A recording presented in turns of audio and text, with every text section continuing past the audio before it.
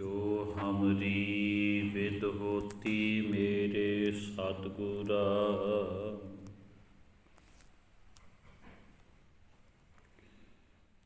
साविद तुम हर जानो आपे।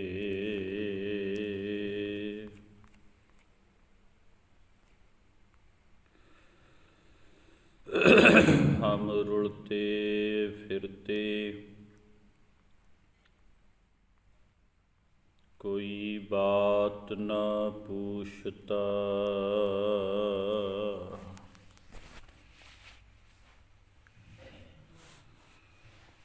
गुर सतगुर संग कीरे हम थापे। धन धन गुरु नानक जन केरा,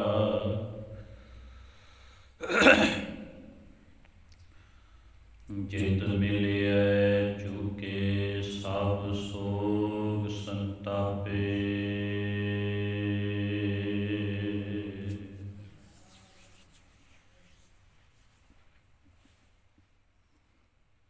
परम सन्मान ते सत्कारयोग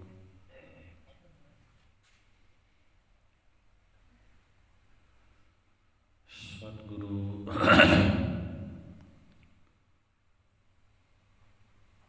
ਸਾਹਿਬ ਸ੍ਰੀ ਗੁਰੂ ਗ੍ਰੰਥ ਸਾਹਿਬ ਜੀ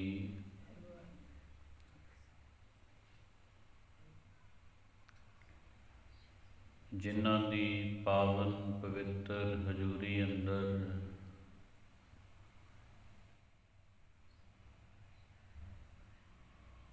ਸੁਭਾਏਮਾਨ ਸਿੱਖ ਸੰਗਤ, ਆਓ ਸਾਰੀ ਸੰਗਤ ਪਿਆਰ ਸਤਿਕਾਰ ਅਦਬ ਦੇ ਨਾਲ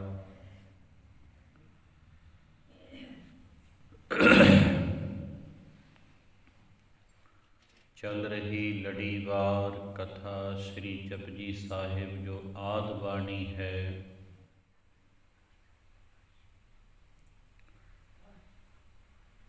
लड़ीवार कथा दे विच बैठ करके आपां सारे अपने आप नूं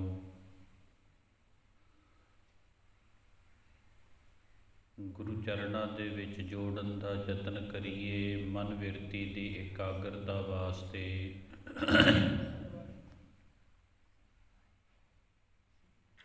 सारी संगत मुख रसना नूं पवित्र करो। आखो जी वाहिगुरु जी का खालसा, वाहिगुरु जी की फतेह। गुरु नानक देव से महाराज जी ने सिद्धां दे परथाए ये बचन उचारण कीते और मनुखता नूं उपदेश बख्शिश कर रहे ने, क्योंकि गुरु साहब कहते ने कि परथाए साखी महापुरख बोलते सांझी सगल जहान है। जे जपजी साहिब द्वारा उपदेश सिद्धां नूं दे रहे ने, ये ना समझियो कि ये उपदेश केवल सिद्धां वास्ते ही है। नहीं जी, ये कुल कायनात कुल जहान वास्ते गुरु नानक देव साहब जी की सिक्ख्या है। अच्छा जी, दुनिया का ये दस्तूर रहा है, दुनिया दे विच ये गल आम जी रही है कि हर कोई चाहुंदा है भी एक ते मेरी उम्र वड्डी होवे और दूसरा कि मेरे नाम का डंका वजना चाहिए, मेरी जहान विच लोक विच उस्तत होनी चाहिए है, कि मेरा नाम चलना चाहिए है, मेरा जस होना चाहिए, मेरी कीर्ति होनी चाहिए है।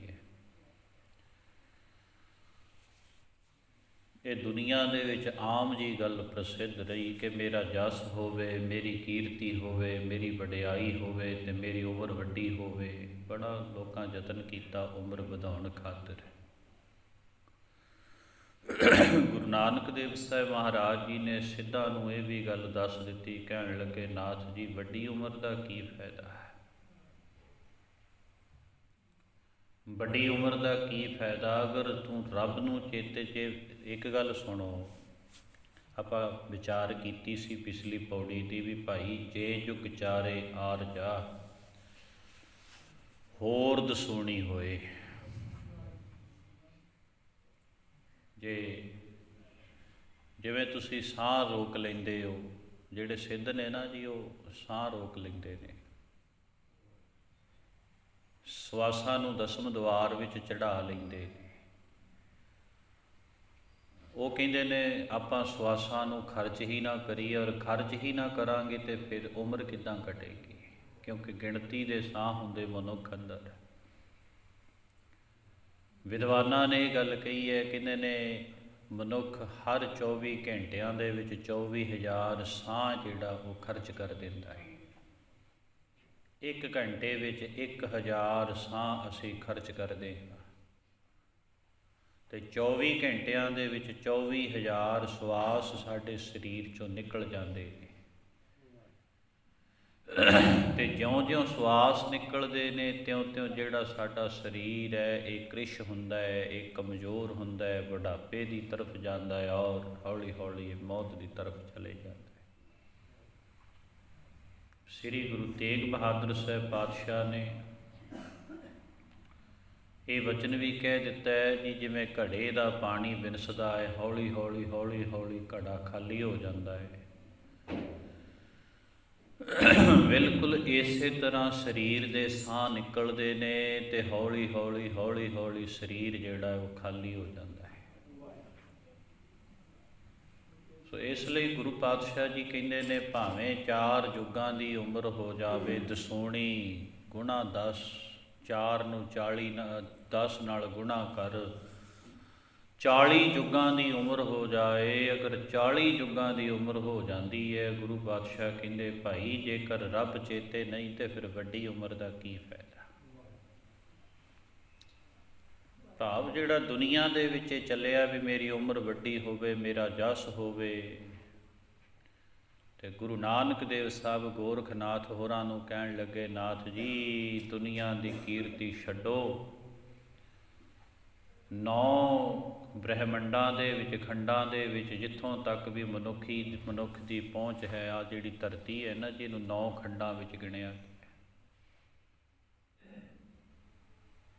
ਤੇ ਗੁਰੂ ਨਾਨਕ ਦੇਵ ਸਾਹਿਬ ਨੇ ਇਹ ਬਚਨ ਕਰ ਦਿੱਤਾ ਪਿਛਲੀ ਪੌੜੀ ਦੇ ਵਿੱਚ, ਭਾਈ ਨਵਾਂ ਖੰਡਾਂ ਵਿੱਚ ਜਾਣੀਐ, ਨਾਲ ਚੱਲੇ ਸਭ ਕੋਏ। 9 ਖੰਡਾਂ ਦੇ ਵਿੱਚ ਤੇਰੀ ਪਛਾਣ ਹੋ ਗਈ, ਤੇਰੀ ਰੁਤਬਾ, ਤੇਰੀ ਵਡਿਆਈ ਹੋ ਗਈ, ਤੇ ਚੰਗਾ ਨਾਉ ਰਖਾਏ ਕੈ ਜਸ ਰਖਾਏ ਕੈ ਜਸ ਕੀਰਤ ਜਗ ਲੇ। ਤੂੰ ਦੁਨੀਆ ਦੀ ਕੀਰਤੀ ਖੱਟ ਲਈ, ਦੁਨੀਆ ਦਾ ਜਸ ਖੱਟ ਲਿਆ, ਪਰ ਜੇਕਰ ਰੱਬ ਨੂੰ ਨਹੀਂ ਪਾਇਆ ਤੇ ਚੇਤੇ ਰੱਖੀ ਤੇਰੀ ਕਿਸੇ ਨੇ ਬਾਤ ਤੱਕ ਨਹੀਂ ਪੁੱਛਣੀ, ਤੈਨੂੰ ਲੋਕਾਂ ਨੇ ਨੀਚ ਤੋਂ ਨੀਚ ਆਖਣਾ ਹੈ।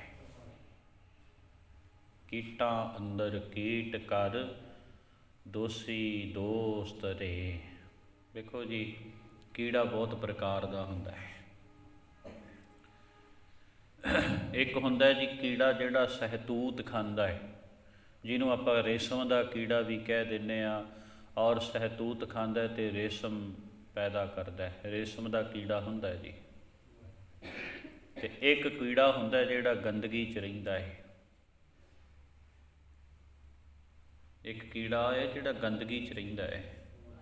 ਇਸੇ ਲਈ ਗੁਰੂ ਪਾਤਸ਼ਾਹ ਕਹਿੰਦੇ ਤੈਨੂੰ ਫਿਰ ਦੁਨੀਆ ਨੇ ਗੰਦਗੀ ਦਾ ਕੀੜਾ ਆਖਣਾ ਜੇ ਰੱਬ ਚੇਤੇ ਨਹੀਂ। ਇਸ ਤਰ੍ਹਾਂ ਗੁਰੂ ਨਾਨਕ ਦੇਵ ਸਾਹਿਬ ਮਹਾਰਾਜ ਜੀ ਨੇ ਇਸ ਪੌੜੀ ਦੇ ਅੰਦਰ ਸਿੱਧਾਂ ਨੂੰ ਇਹ ਗੱਲ ਸਮਝਾ ਦਿੱਤੀ ਵੀ ਭਾਈ ਵੱਡੀ ਉਮਰ ਦਾ ਜਾਂ ਦੁਨੀਆ ਦੀ ਖੱਟੀ ਹੋਈ ਕੀਰਤੀ ਦਾ ਕੋਈ ਬਹੁਤਾ ਲਾਹਾ ਨਹੀਂ ਹੈ। ਸਿੱਧ ਹੈਰਾਨ ਹੋ ਗਏ, ਕਹਿੰਦੇ ਅਸੀਂ ਇਹਨੂੰ ਸਾਰੇ ਲਾਲਚ ਵੇਖ ਕੇ ਦੇਖ ਲਿਆ, ਲਾਲਚ ਦਿੱਤੇ, ਇਹਦੀ ਵਡਿਆਈ ਕੀਤੀ, ਇਹਨੂੰ ਵੱਡੀ ਉਮਰ ਦਾ ਲਾਲਚ ਵੀ ਦਿੱਤਾ, ਇਹਨੂੰ ਹੀਰੇ ਮੋਤੀਆਂ ਦੇ ਲਾਲਚ ਵੀ ਦਿੱਤੇ। ਗੁਰੂ ਨਾਨਕ ਦੇਵ ਸਾਹਿਬ ਮਹਾਰਾਜ ਜੀ ਕਹਿਣ ਲੱਗੇ, ਨਹੀਂ ਬਈ, ਅਸਲ ਵਿੱਚ ਮੈਂ ਉਸ ਮਾਲਕ ਦੀ ਖੁਸ਼ੀ ਚਾਹੁੰਦਾ, ਉਹ ਜਿਹੜਾ ਈਸ਼ਵਰ ਹੈ, ਦੁਨੀਆ ਕੁੱਲ ਕਾਇਨਾਤ ਦਾ ਰਚੇਤਾ ਹੈ, ਸਭ ਦਾ ਦਾਤਾ ਹੈ, ਸਭ ਨੂੰ ਦਾਤ ਦੇਣ ਵਾਲਾ ਹੈ, ਮੈਂ ਉਹਦੇ ਰੰਗ ਵਿੱਚ ਰੰਗਿਆ ਹੋਇਆ। ਤੁਸੀਂ ਵੀ ਉਹਦੇ ਰੰਗ ਵਿੱਚ ਰੰਗੇ ਜਾਓ। ਤੇ ਅੱਗੋਂ ਫਿਰ ਗੋਰਖਨਾਥ ਨੇ ਕਿਹਾ ਹੈ ਕਿ ਉਹ ਜਿਹੜਾ ਮਾਲਕ ਹੈ ਜਿਹਦੀ ਤੁਸੀਂ ਵਡਿਆਈ ਕਰਦੇ ਹੋ, ਉਹ ਜਿਹੜਾ ਮਾਲਕ ਹੈ ਜਿਹਨੂੰ ਤੁਸੀਂ ਸਭ ਦਾ ਦਾਤਾ ਕਹਿੰਦੇ ਹੋ, ਤੇ ਉਹਦੇ ਪਾਉਣ ਦਾ ਕੋਈ ਤਰੀਕਾ ਹੋਵੇ। ਆ ਸੁਣਿਓ ਜੀ, ਉਹਦੇ ਪਾਉਣ ਦਾ ਤਰੀਕਾ। ਗੁਰੂ ਨਾਨਕ ਦੇਵ ਸਾਹਿਬ ਕਹਿੰਦੇ ਉਹਦੇ ਪਾਉਣ ਦਾ ਤਰੀਕਾ ਹੈ, ਸਭ ਤੋਂ ਪਹਿਲਾਂ ਉਹਨੂੰ ਸੁਣ।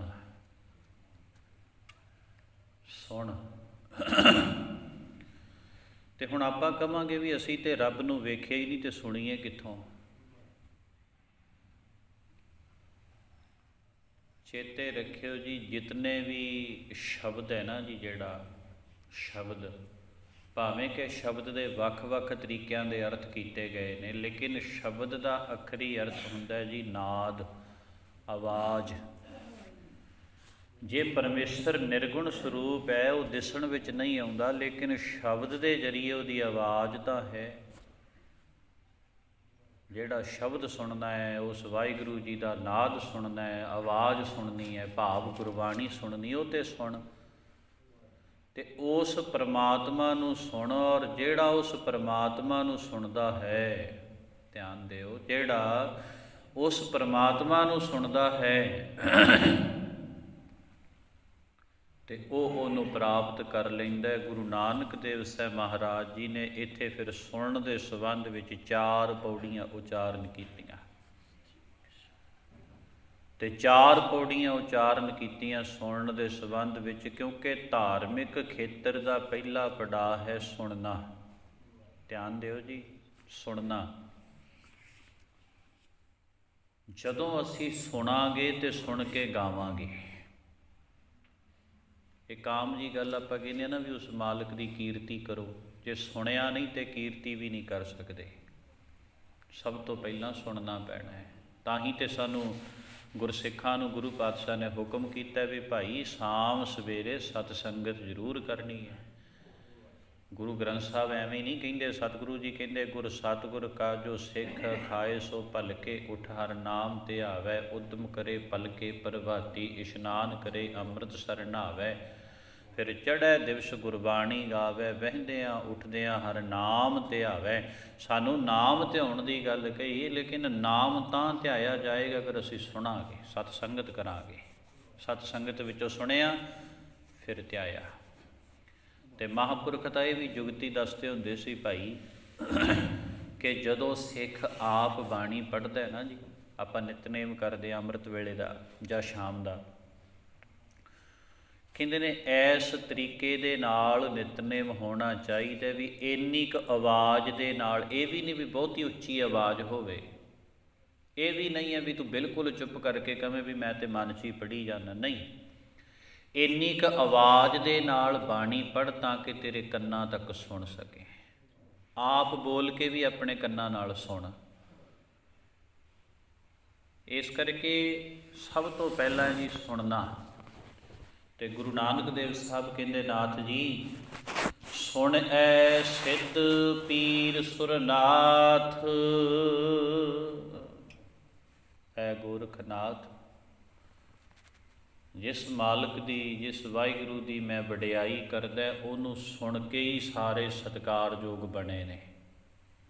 ਸਿੱਧ 84 ਸਿੱਧ ਮੰਨੇ ਗਏ ਨੇ ਜੀ।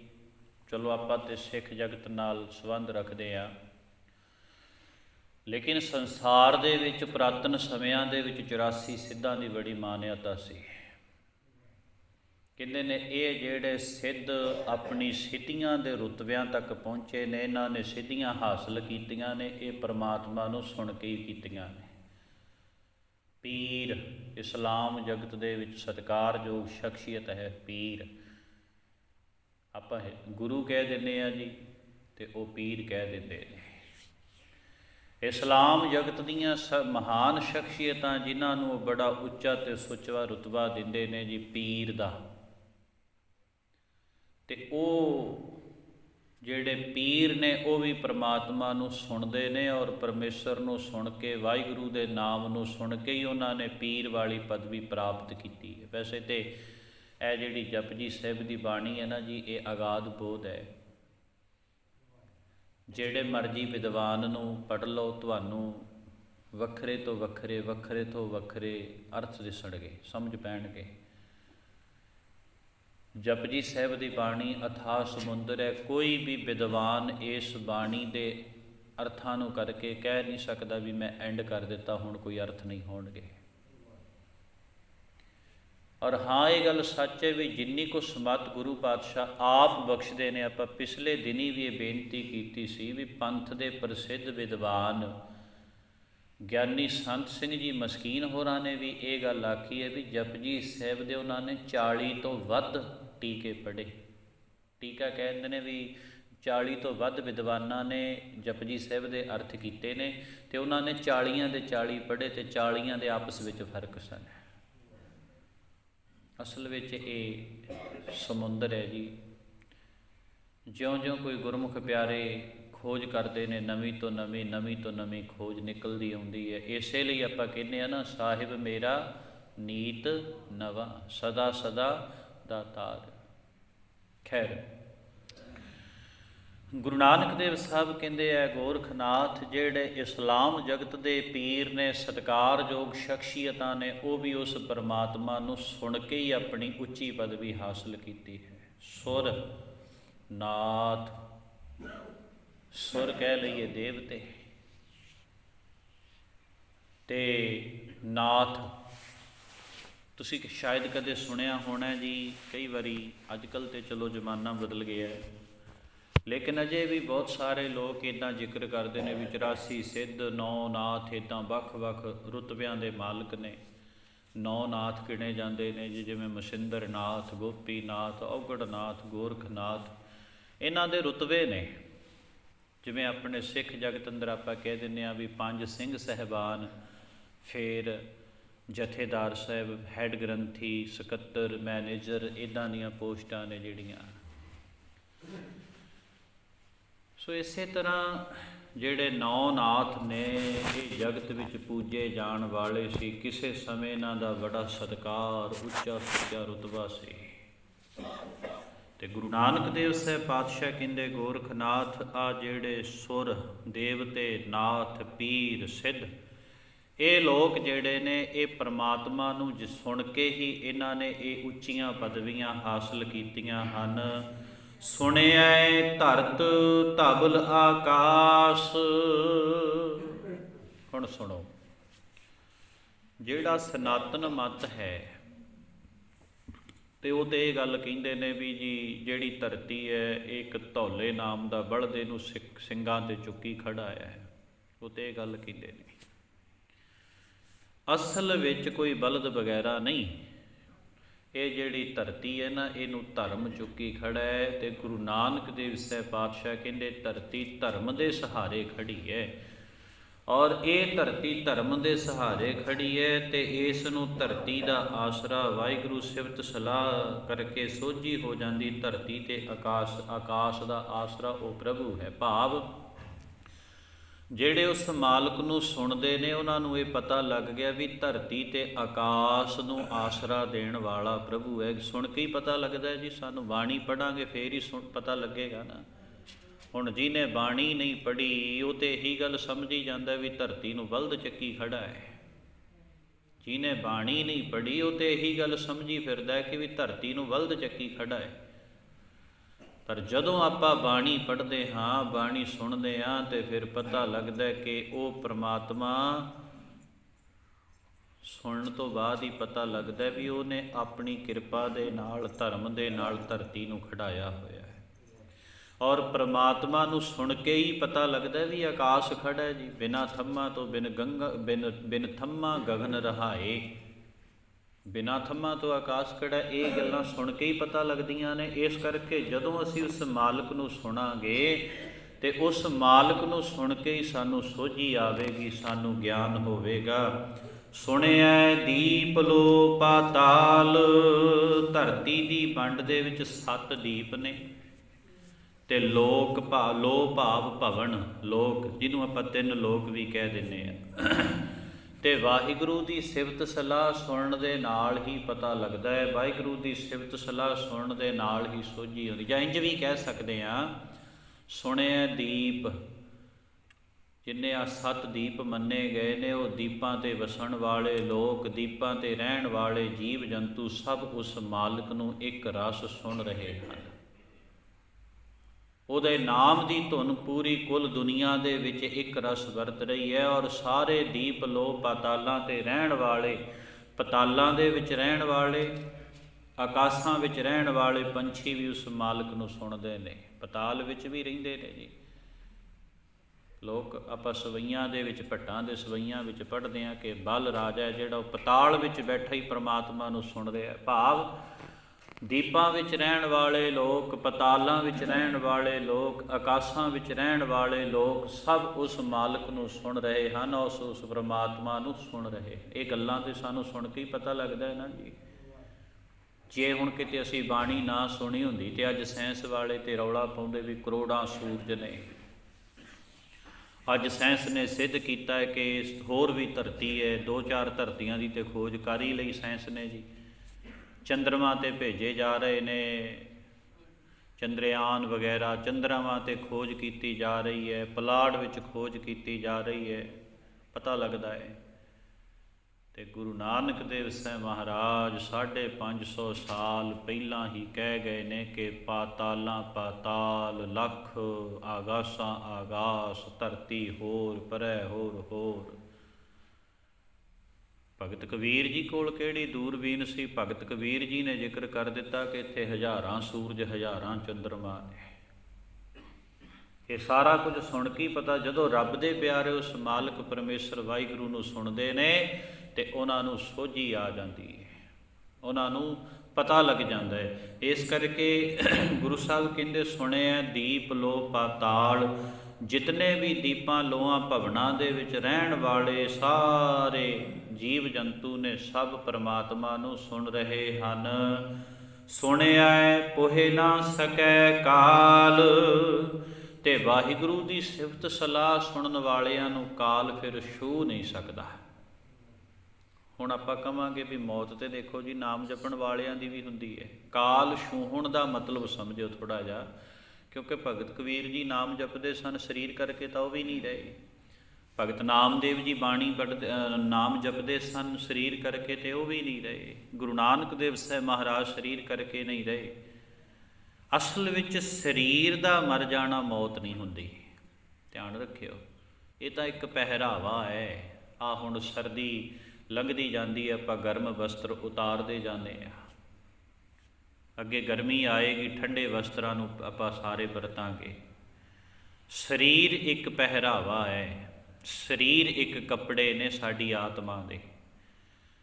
ਔਰ ਗੁਰੂ ਸਾਹਿਬ ਕਹਿੰਦੇ ਨੇ ਭਾਈ ਜਿਹੜੀ ਮੌਤ ਹੈ ਨਾ ਅਸਲ ਵਿੱਚ ਉਹ ਸਰੀਰਕ ਮੌਤ ਨਹੀਂ ਹੁੰਦੀ। ਤੇ ਸ੍ਰੀਮਾਨ ਸੰਤ ਬਾਬਾ ਜਰਨੈਲ ਸਿੰਘ ਜੀ ਤਾਂ ਆਮ ਇੱਕ ਗੱਲ ਸੰਸਾਰ ਵਿੱਚ ਵਰਤੀ ਜਾਣ ਵਾਲੇ ਕਹਿੰਦੇ ਸਨ, ਕਹਿੰਦੇ ਅਸੀਂ ਸਰੀਰਕ ਮੌਤ ਨੂੰ ਮੌਤ ਨਹੀਂ ਗਿਣਦੇ, ਜ਼ਮੀਰ ਦਾ ਮਰ ਜਾਣਾ ਯਕੀਨਨ ਮੌਤ ਹੈ।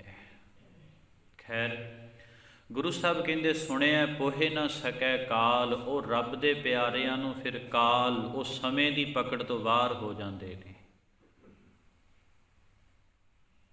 ਰੱਬ ਦੇ ਪਿਆਰਿਆਂ ਨੂੰ, ਉਹ ਸਿਫਤ ਸਲਾਹ ਸੁਣਨ ਵਾਲਿਆਂ ਨੂੰ ਕਾਲ ਵੀ ਨਹੀਂ, ਭਾਵ ਉਹਨਾਂ ਨੂੰ ਮੌਤ ਕਦੇ ਵੀ ਨਹੀਂ ਡਰਾ ਸਕਦੀ, ਡਰਦੇ ਹੀ ਨਹੀਂ ਰੱਬ ਦੇ ਪਿਆਰੇ ਮੌਤ ਤੋਂ। ਬੰਦ ਕੱਟੇ ਗਏ, ਕੋਈ ਘਬਰਾਹਟ ਹੀ ਨਹੀਂ। ਆਰਿਆਂ ਦੇ ਨਾਲ ਚੀਰੇ ਗਏ, ਚਰਖੜੀਆਂ ਤੇ ਚਾੜੇ ਗਏ, ਕੋਈ ਮੌਤ ਦੀ ਘਬਰਾਹਟ ਹੀ ਨਹੀਂ ਹੈ। ਤੇ ਭਗਤ ਕਬੀਰ ਜੀ ਨੇ ਕਹਿ ਹੀ ਦਿੱਤਾ, ਜਿਸ ਮਰਨੇ ਤੇ ਜਗ ਡਰੈ ਮੇਰੇ ਮਨ ਆਨੰਦ, ਮਰਨੇ ਹੀ ਤੇ ਪਾਈਏ ਪੂਰਨ ਪਰਮਾਨੰਦ। ਉਹ ਸਰੀਰਕ ਮੌਤ ਨੂੰ ਤਾਂ ਡਰ ਭੈ ਹੀ ਨਹੀਂ ਮੰਨਦੇ। ਜਿਹੜੇ ਰੱਬ ਨੂੰ ਸੁਣਨ ਵਾਲੇ ਨੇ, ਉਸ ਵਾਹਿਗੁਰੂ ਨੂੰ ਸੁਣਦੇ ਨੇ, ਤੇ ਉਹਨਾਂ ਨੂੰ ਅਸਲ ਵਿੱਚ ਸਰੀਰਕ ਮੌਤ ਨਾਲ ਸੰਬੰਧ ਨਹੀਂ ਰਹਿ ਜਾਂਦਾ, ਕਿਉਂਕਿ ਉਹ ਇਸ ਕਾਲ ਦੀ ਪਹੁੰਚ ਤੋਂ ਪਰੇ ਹੋ ਜਾਂਦੇ ਹਨ। ਇਸੇ ਕਰਕੇ ਗੁਰੂ ਸਾਹਿਬ ਕਹਿੰਦੇ ਨਾਨਕ ਭਗਤਾ ਸਦਾ ਵਿਗਾਸ, ਐ ਗੋਰਖਨਾਥ ਜਿਹੜੇ ਰੱਬ ਦੇ ਪਿਆਰੇ ਭਗਤ ਜਨ ਹਨ ਉਹ ਸਦਾ ਹੀ ਖੇੜੇ 'ਚ ਰਹਿੰਦੇ ਨੇ, ਵਿਗਾਸ, ਪ੍ਰਸੰਨ, ਖੁਸ਼। ਹੁਣ ਭਲਾ ਸੋਚੀਏ ਵੀ ਰੱਬ ਦੇ ਪਿਆਰੇ ਜਿਹੜੇ ਹਮੇਸ਼ਾ ਖੇੜੇ 'ਚ ਕਿਉਂ ਰਹਿੰਦੇ ਨੇ। ਸੁਣਿਓ, ਕਿਉਂਕਿ ਜੈਸਾ ਬੀਜੈ ਸੋ ਲੁਣੈ ਕਰਮਾ ਸੰਦੜਾ ਖੇਤ। ਇਹ ਇੱਕ ਕੁਦਰਤ ਦਾ, ਪ੍ਰਕਿਰਤੀ ਦਾ ਨਿਯਮ ਹੈ। ਜੈਸਾ ਬੀਜਾਂਗੇ ਸਾਨੂੰ ਫਲ ਉੱਦਾਂ ਦਾ ਮਿਲੇਗਾ। ਤੇ ਜੇ ਕੰਡੇ ਬੀਜੇਗੇ ਤੇ ਕੰਡੇ ਵੱਢਣੇ ਪੈਣਗੇ, ਕੰਡੇ ਚੁਗਣੇ ਪੈਣਗੇ, ਪੈਰ ਪੈਰ ਤੇ ਕੰਡੇ ਚੁਭਣਗੇ। ਤੇ ਜੇ ਕੋਈ ਫਲ ਬੀਜੇਗਾ, ਫੁੱਲ ਬੀਜੇਗਾ, ਉਹਨੂੰ ਫੁੱਲ ਮਿਲਣਗੇ। ਜੈਸਾ ਬੀਜੈ ਸੋ ਲੁਣੈ। ਤੇ ਹੁਣ ਸੱਚ ਜਾਣਿਓ, ਰੱਬ ਦੇ ਪਿਆਰੇ ਖੇੜੇ 'ਚ ਕਿਉਂ ਰਹਿੰਦੇ ਨੇ? ਕਿਉਂਕਿ ਆਪਾਂ ਬੀਜਦੇ ਦੁੱਖ ਹਾਂ ਤੇ ਦੁਖੀ ਤੇ ਹੋਣਾ ਹੀ ਹੈ ਜੀ। ਕਰਮ ਅਸੀਂ ਮਾੜੇ ਕਰਨੇ ਆ, ਕਿਸੇ ਨੂੰ ਦੁੱਖ ਦਿੰਦੇ ਆ, ਕਿਸੇ ਨੂੰ ਰਵਾਉਂਦੇ ਆ। ਤੇ ਰੱਬ ਦੇ ਪਿਆਰੇ ਕਦੇ ਪਾਪ ਨਹੀਂ ਕਰਦੇ। ਦੁੱਖ ਹੈ ਨਾ ਜੀ ਜਿਹੜਾ, ਉਹ ਪਾਪ ਦੇ ਵਿੱਚੋਂ ਉਤਪੰਨ ਹੁੰਦਾ ਹੈ। ਦੁੱਖ ਜਿਹੜਾ, ਦੁੱਖ ਦੀ ਜੜ ਪਾਪ ਹੈ। ਅਸੀਂ ਪਾਪ ਕਰਦੇ ਹਾਂ, ਕਿਸੇ ਨੂੰ ਦੁੱਖ ਦਿੱਤਾ, ਕਿਸੇ ਨੂੰ ਰਵਾਇਆ, ਕਿਸੇ ਨਾਲ ਠੱਗੀ ਮਾਰੀ, ਕਿਸੇ ਨਾਲ ਧੋਖਾ ਕੀਤਾ। ਕਰ ਇੱਦਾਂ ਦਾ ਕੁਝ ਕਰ ਰਹੇ ਹਾਂ ਤੇ ਫਿਰ ਆਪਣੇ ਨਾਲ ਵੀ ਤੇ ਹੋਣਾ ਹੀ ਹੈ। ਜੇ ਭਗਤ ਜੀ ਵਚਨ ਕਰਦੇ ਨੇ, ਫਰੀਦਾ ਲੋੜੈ ਦਾਖ ਬਜ਼ਿਉਰੀਆਂ ਕਿੱਕਰ ਬੀਜੈ ਜੱਟ। ਕਿੱਕਰਾਂ ਬੀਜੀਆਂ ਨੇ ਤੇ ਹੁਣ ਕੰਡੇ ਤੇ ਤੈਨੂੰ ਸਾਹਮਣਾ ਕਰਨਾ ਪਏਗਾ। ਕਿੱਕਰਾਂ ਬੀਜੀਆਂ ਨੇ ਤੇ ਫਿਰ ਕੰਡੇ ਹੀ ਉੱਗਣਗੇ। ਅਗਰ ਕੋਈ ਫੁੱਲ ਬੀਜੇ ਹੁੰਦੇ, ਕਦੇ ਚੰਗਾ ਕਰਮ ਕੀਤਾ ਹੁੰਦਾ ਤੇ ਤੈਨੂੰ ਉਹ ਚੰਗੇ ਦਾ ਫਲ ਚੰਗਾ ਮਿਲਣਾ ਸੀ। ਹੁਣ ਦੁੱਖ ਦੀ ਜੜ ਹੈ ਪਾਪ। ਜਿਹੜੇ ਪਾਪ ਕਰਦੇ ਨੇ ਤੇ ਉਹਨਾਂ ਨੂੰ ਦੁਖੀ ਵੀ ਹੋਣਾ ਪਵੇਗਾ। ਕਿਉਂਕਿ ਜਿੱਦਾਂ ਦਾ ਬੀਜ ਬੀਜੇ, ਦੁੱਖ ਬੋਏ ਨੇ ਤੇ ਫਿਰ ਵੱਢਣੇ ਵੀ ਤਾਂ ਦੁੱਖ ਪੈਣਗੇ। ਤੇ ਸੱਚ ਜਾਣਿਓ, ਰੱਬ ਦੇ ਪਿਆਰੇ ਜਿਹੜੇ ਭਗਤ ਜਨ ਉਹਨੂੰ ਸੁਣਦੇ ਨੇ, ਉਹਨਾਂ ਨੂੰ ਪਤਾ ਲੱਗ ਜਾਂਦਾ ਵੀ ਪਾਪ ਨਹੀਂ ਕਰਨਾ, ਦੁੱਖ ਨਹੀਂ ਬੀਜਣਾ, ਚੰਗਾ ਕਰਨਾ ਹੈ। ਉਹ ਮਾੜਾ ਨਹੀਂ ਕਰਦੇ। ਤੇ ਜੇ ਮਾੜਾ ਕੀਤਾ ਹੀ ਨਹੀਂ ਤੇ ਫਿਰ ਵੱਢਣਗੇ ਕਿੱਥੋਂ? ਜੇ ਬੀਜਿਆ ਹੀ ਨਹੀਂ ਤੇ ਵੱਢਣਗੇ ਕਿੱਥੋਂ? ਰੱਬ ਦੇ ਪਿਆਰੇ ਕਦੀ ਕਿਸੇ ਦਾ ਮਾੜਾ ਨਹੀਂ ਕਰਦੇ। ਇਸ ਲਈ ਉਹ ਸਦਾ ਹੀ ਪ੍ਰਸੰਨ ਰਹਿੰਦੇ ਨੇ, ਸਦਾ ਹੀ ਖੁਸ਼ ਰਹਿੰਦੇ ਨੇ। ਕਿਉਂਕਿ ਰੱਬ ਨੂੰ ਸੁਣਨ ਨਾਲ, ਵਾਹਿਗੁਰੂ ਜੀ ਦੀ ਕੀਰਤੀ ਸੁਣਨ ਨਾਲ ਉਹਨਾਂ ਨੂੰ ਪਤਾ ਲੱਗ ਗਿਆ ਵੀ ਮਾੜਾ ਬੀਜਾਂਗੇ ਤੇ ਦੁੱਖ ਭੋਗਣੇ ਪੈਣਗੇ। ਜੇ ਦੁੱਖ ਆਏ ਹੈ ਤੇ ਇਹਦਾ ਮਤਲਬ ਅਸੀਂ ਕਿਤੇ ਨਾ ਕਿਤੇ ਆਪ ਕਿਸੇ ਨਾ ਕਿਸੇ ਜਨਮ ਦੇ ਵਿੱਚ ਪਤਾ ਨਹੀਂ ਕਿਹਨੂੰ ਕੀ ਦੁੱਖ ਦਿੱਤਾ ਹੈ। ਤਾਂ ਹੀ ਤੇ ਫਿਰ ਹੁਣ ਆਪ ਵੱਢ ਰਹੇ ਹਾਂ। ਇਸ ਕਰਕੇ ਰੱਬ ਦੇ ਪਿਆਰੇ ਕਦੀ ਮਾੜਾ ਨਹੀਂ ਕਰਦੇ। ਉਹ ਹਮੇਸ਼ਾ ਚੰਗਾ ਹੀ ਕਰਦੇ ਨੇ, ਸਭ ਦਾ ਭਲਾ ਕਰਦੇ ਨੇ, ਸਭ ਦਾ ਸਤਿਕਾਰ ਕਰਦੇ ਨੇ, ਸਭ ਨੂੰ ਹਸਾਉਣ ਦਾ ਯਤਨ ਕਰਦੇ ਨੇ। ਤੇ ਇਹੀ ਕੁਛ ਤਾਂ ਸਾਨੂੰ ਸਾਡੇ ਗੁਰੂ ਸਾਹਿਬਾਨਾਂ ਨੇ ਸਿਖਾਇਆ ਹੈ। ਤੇ ਗੁਰੂ ਸਾਹਿਬ ਨੇ ਸਾਫ਼ ਔਰ ਸਪਸ਼ਟ ਕਹਿ ਦਿੱਤਾ, ਪਰ ਕਾ ਬੁਰਾ ਨਾ ਰਾਖੋ ਚੀਤ, ਤੁਮ ਕੋ ਦੁੱਖ ਨਾਹੀ ਭਾਈ ਮੀਤ। ਪਰਾਏ ਦਾ ਬੁਰਾ ਆਪਣੇ ਮਨ ਵਿੱਚ ਖਿਆਲ ਵੀ ਨਾ ਲੈ ਕੇ ਆ। ਤੇ ਜਦੋਂ ਪਰਾਏ ਦਾ ਬੁਰਾ ਨਹੀਂ ਕਰੇਗਾ ਤੇ ਤੈਨੂੰ ਦੁੱਖ ਕਿੱਦਾਂ ਹੋਏਗਾ? ਗੁਰੂ ਨਾਨਕ ਦੇਵ ਸਾਹਿਬ ਕਹਿੰਦੇ, ਗੋਰਖਨਾਥ ਜਿਹੜੇ ਰੱਬ ਦੇ ਪਿਆਰੇ ਨੇ ਉਹ ਸਦਾ ਖੇੜੇ 'ਚ ਰਹਿੰਦੇ ਨੇ। ਔਰ ਉਹ ਖੇੜੇ 'ਚ ਇਸ ਕਰਕੇ ਰਹਿੰਦੇ ਨੇ ਕਿਉਂਕਿ ਉਹਨਾਂ ਨੇ ਕਦੇ ਦੁੱਖ ਬੀਜਿਆ ਹੀ ਨਹੀਂ। ਤੇ ਵੱਢਣਗੇ ਕਿੱਥੋਂ? ਜੇ ਬੀਜਿਆ ਹੀ ਨਹੀਂ ਤੇ ਵੱਢਣਗੇ ਕਿੱਥੋਂ? ਇਸੇ ਲਈ ਗੁਰੂ ਪਾਤਸ਼ਾਹ ਕਹਿੰਦੇ, ਨਾਨਕ ਭਗਤਾ ਸਦਾ ਵਿਗਾਸ। ਰੱਬ ਦੇ ਪਿਆਰੇ ਸਦਾ ਹੀ ਖੇੜੇ ਅੰਦਰ ਰਹਿੰਦੇ ਹਨ, ਸਦਾ ਹੀ ਪ੍ਰਸੰਨ ਰਹਿੰਦੇ ਨੇ, ਸਦਾ ਹੀ ਖੁਸ਼ੀਆਂ ਮਾਣਦੇ ਹਨ। ਸੁਣਿਐ ਦੁਖ ਪਾਪ ਕਾ ਨਾਸ। ਉਹ ਇਸ ਕਰਕੇ ਪ੍ਰਸੰਨ ਰਹਿੰਦੇ ਨੇ ਕਿਉਂਕਿ ਵਾਹਿਗੁਰੂ ਜੀ ਨੂੰ ਸੁਣਨ ਕਰਕੇ, ਵਾਹਿਗੁਰੂ ਜੀ ਦਾ ਨਾਮ ਸੁਣਨ ਕਰਕੇ ਦੁੱਖਾਂ ਤੇ ਪਾਪਾਂ ਦਾ ਨਾਸ ਹੋ ਜਾਂਦਾ ਹੈ। ਇੱਕ ਗੱਲ ਧਿਆਨ 'ਚ ਰੱਖਿਓ ਜੀ, ਇਸ ਦੁਨੀਆ ਦੇ ਅੰਦਰ ਕਿਸੇ ਨਾ ਕਿਸੇ ਮਨੁੱਖ ਨੇ ਕੋਈ ਨਾ ਕੋਈ ਪਾਪ ਜ਼ਰੂਰ ਕੀਤਾ ਹੁੰਦਾ, ਸਿਵਾਏ ਰੱਬ ਦੇ ਪਿਆਰਿਆਂ ਨੂੰ ਛੱਡ ਕੇ। ਇਹ ਰੱਬ ਦਾ, ਜਿਹੜੇ ਰੱਬ ਵਿੱਚ ਅਭੇਦ ਹੋ ਜਾਣ ਉਹਨਾਂ ਦੀ ਗੱਲ ਨਹੀਂ। ਜਿਹੜੇ ਆਪਾਂ ਹੈਗੇ ਸੰਸਾਰੀ ਜੀਵ ਹਾਂ ਤੇ ਸਾਡੇ ਕੋਲੋਂ ਗਲਤੀਆਂ ਵੀ ਹੁੰਦੀਆਂ ਨੇ, ਗੁਨਾਹ ਵੀ ਹੁੰਦੇ ਨੇ, ਪਾਪ ਵੀ ਹੁੰਦੇ ਨੇ। ਪਰ ਇੱਕ ਗੱਲ ਚੇਤੇ ਰੱਖਿਓ, ਬੱਚਾ ਜਦੋਂ ਗਲਤੀਆਂ ਕਰਦਾ, ਅਗਰ ਮਾਂ ਕੋਲ ਲੱਗ ਜਾਏ ਨਾ ਤੇ ਮਾਂ ਉਹਦੀ ਹਰ ਇੱਕ ਗਲਤੀ ਭੁਲਾ ਦਿੰਦੀ ਹੈ। ਸੁਤ ਅਪਰਾਧ ਕਰਤ ਹੈ ਜੇਤੇ, ਜਨਨੀ ਚੀਤ ਨਾ ਰਾਖਸ ਤੇਤੇ। ਰਾਹ ਮਈਆ ਹਉ ਬਾਰਕ ਤੇਰਾ, ਕਾਹੇ ਨਾ ਖੰਡਸ ਅਬ ਗੁਣ ਮੇਰਾ। ਅਗਰ ਹੁਣ ਵੀ ਆਪਾਂ ਉਸ ਮਾਲਕ ਵਾਹਿਗੁਰੂ ਜੀ ਦੇ ਦਰ 'ਤੇ ਜਾਈਏ, ਭਾਵ ਗੁਰੂ ਕੋਲ ਚਲੇ ਜਾਈਏ, ਗੁਰੂ ਦਾ ਦਰਵਾਜ਼ਾ ਖੜਕਾਈਏ, ਗੁਰੂ ਰੂਪੀ ਮਾਂ ਦੀ ਸ਼ਰਨ ਵਿੱਚ ਚਲੇ ਜਾਈਏ, ਤੇ ਚੇਤੇ ਰੱਖਿਓ ਜੀ, ਗੁਰੂ ਇੰਨਾ ਸਮਰੱਥ ਹੈ ਸਾਡੇ ਕੀਤੇ ਹੋਏ ਗੁਨਾਹਾਂ ਨੂੰ ਬਖਸ਼ ਦੇਵੇਗਾ। ਇਸ ਕਰਕੇ ਸੁਣਿਆ ਦੁਖ ਪਾਪ ਕਾ ਨਾਸ, ਉਸ ਮਾਲਕ ਪਰਮੇਸ਼ਰ ਵਾਹਿਗੁਰੂ ਜੀ ਨੂੰ ਸੁਣਨਾ ਕਰ, ਤੇਰੇ ਦੁੱਖਾਂ ਕਲੇਸ਼ਾਂ ਪਾਪਾਂ ਦਾ ਨਾਸ ਹੋ ਜਾਵੇਗਾ। ਸਾਰੀਆਂ ਸਿੱਖ ਸੰਗਤਾਂ ਦੇ ਬਹੁਤ ਵੱਡੇ ਭਾਗ, ਵੱਧ ਚੜ੍ਹ ਕੇ ਗੁਰੂ ਪਾਤਸ਼ਾਹ ਦੇ ਚਰਨਾਂ ਵਿੱਚ ਆਇਆ ਕਰੋ ਜੀ, ਤਾਂ ਜੋ ਆਪਾਂ ਲਾਹੇ ਪ੍ਰਾਪਤ ਕਰਿਆ ਕਰੀਏ। ਸਾਰੀ ਸਿੱਖ ਸੰਗਤ ਵੱਧ ਚੜ੍ਹ ਕੇ ਗੁਰੂ ਪਾਤਸ਼ਾਹ ਦੇ ਚਰਨਾਂ 'ਚ ਹਾਜ਼ਰੀ ਲਵਾਇਆ ਕਰੀਏ। ਕਥਾ ਦਾ ਸਮਾਂ ਸਮਾਪਤ ਬੋਲਦਿਆਂ ਚਲਦਿਆਂ ਤਮਾਮ ਗੁਸਤਾਖੀਆਂ ਗੁਰੂ ਔਰ ਗੁਰੂ ਕੀ ਸੰਗਤ ਖਿਮਾ ਜੋਗ ਬੁਲਾਓ ਫਤਿਹ ਆਖੋ ਜੀ। ਵਾਹਿਗੁਰੂ ਜੀ ਕਾ ਖਾਲਸਾ, ਵਾਹਿਗੁਰੂ ਜੀ ਕੀ ਫਤਿਹ।